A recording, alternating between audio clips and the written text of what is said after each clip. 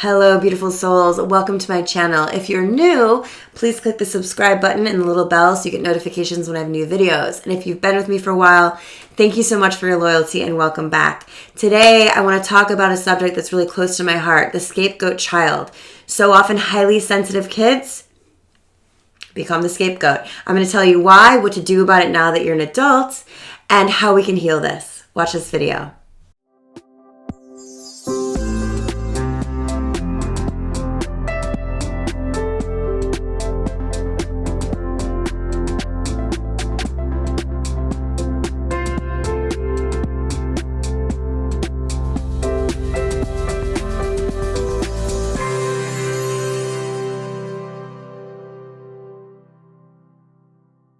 Hello, my friends. I'm a little under the weather. I have a little cold today, so sorry about my voice. It's a little off. I want to dive right into the subject. I have a monthly membership group that most of you know about. And what's interesting about that is I have a specific subject theme each month. And it never fails that every client I have that month, which is about 100 clients a month, have the same or similar thing going on as every other client. And as the theme of the monthly membership, it's really cool how synchronicity really works in this energetic, conscious field. And so this week specifically has been around the scapegoat child, often being the highly sensitive kid. So many of you who watch me because you find out that you're highly sensitive, or you have some codependency patterns, or you just need emotional validation, or you're waking up spiritually and having an awakening and your consciousness is shifting quick and you need tools and skills to realize how to manage this. So today, I really want to focus on you guys who have been the highly sensitive kid who was scapegoated. What does scapegoating mean?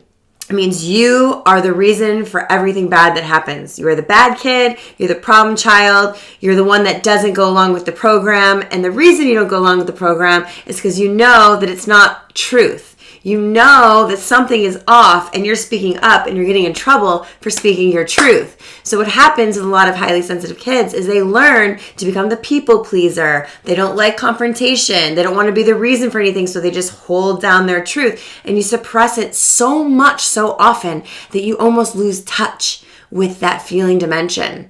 And so part of the work that I do in my monthly membership is to re-empower that gift, because society and the sort of conditioning of our world does not honor truth as much as it honors go with the show. Go with the program, talk about surface shit, don't be totally real. You know, authenticity is not the way of our world right now. I think the new world is coming in and we are shifting one by one into this new world. But the way that we're becoming the leaders of the new world is by being in our own authentic truth. And what that means is high integrity. What that means is living in a way that busts the system, living the new way, being the example of the new way. And one of the biggest ways to do this is understand that you weren't the bad kid. You weren't the scapegoat kid. Lately, I've been working with a lot of people in their 50s. And a lot of these people in general are waking up to this reality that, holy shit, I was a scapegoat child, not because my parent just didn't love me or there's something wrong with me, but because I was actually really in touch with me. So one of these really cool sort of activities I do in my coaching is called mirroring. You guys probably watch my stuff. You know what mirroring is, or watch someone else's stuff. You know what mirroring is. And I mirror my client and I say, okay, let's do a little role play here. Tell me what's bad about you. Now, more often than not, I'm going to say almost 100% of the time, one of the things listed by a scapegoat child, now adult, is I had strong will. I was too me, too much myself, too aligned. A lot of kids, or now adults I work with that have ADHD. One of the things that ADHD kids or adults have that's so interesting, because I think y'all are light workers, is extreme alignment with what's right for you at all times, and that doesn't work with everyone else, so there's something wrong with you. You know, Abraham Hicks said once, when she was talking about attention deficit, which I call attention dialed to a higher dimension. I was one of those kids.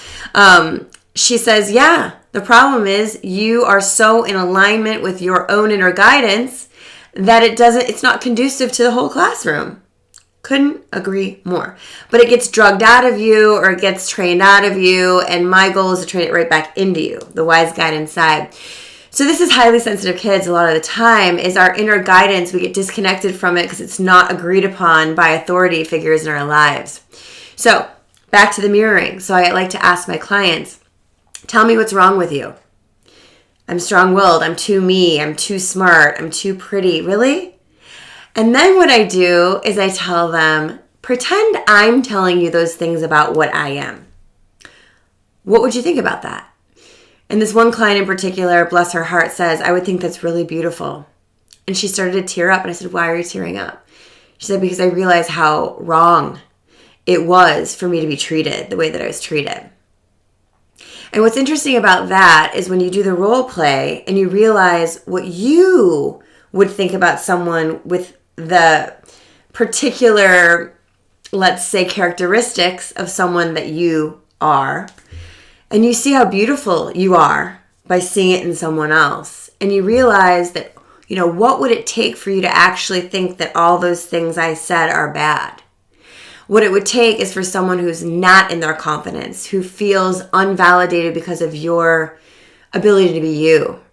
Your ability to shine unapologetically is very triggering to people who are not in their own worth, who forgot their own worth. And so when we can start to see that, by the way, if we're talking about a parent here, I never like to blame parents because parents are doing the best that they can. They really are, or they'd be doing differently. I promise.